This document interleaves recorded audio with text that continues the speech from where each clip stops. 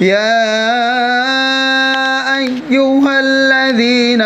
آمنوا اتقوا الله ولتنظر نفس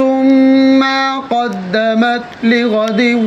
واتقوا الله إن الله خبير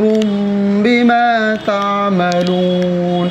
ولا تكونوا كالذين نسوا الله فأنساهم أنفسهم